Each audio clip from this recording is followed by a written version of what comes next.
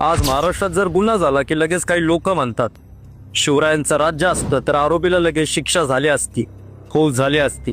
पण समजून घ्या, शिवाजी महाराज म्हणजे न्याय, सन्मान आणि समानतेचं प्रतीक. स्त्रीचा सन्मान हा त्यांच्यासाठी धर्म होता. म्हणून ते जर आज असते ना, त्यांनी आधी सर्वात प्रथम व्यवस्था सुधरवली असती, भ्रष्टांना बाहेर फेकलं असतं आणि पीडितेला न्याय मिळेपर्यंत थांबलेच नसते. पण आपल्या आजच्या समस्येचं मूळ कुठं आहे? संविधानात नाही, समस्या आहे सिस्टम मध्ये. सिस्टम चालवणाऱ्या लोकात, धीमे, भ्रष्ट, राजकीय दबावातले. आणि यात एक मोठा दोष हा आपलाच आहे.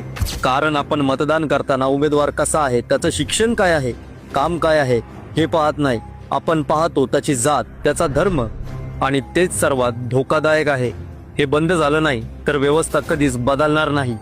म्हणून संविधान सादर करताना बाबासाहेब हे म्हटले होते, जर सत्ताधारी लोक अन्यायकारक, जातीवादी आणि भ्रष्ट असतील तर त्यांच्या हातात हे संविधान निरुपयोगी होईल आणि त्या दिवशी मी ते संविधान स्वतः जाळून टाकेल.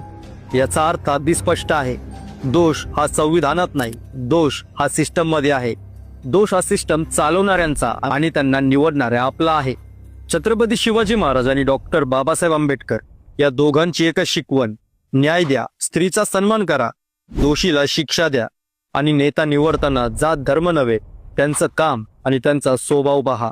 म्हणून जर न्याय हवा असेल ना, तर संविधानावर नाही, व्यवस्थेवर आणि आपल्या निवडीवर प्रश्न विचारा.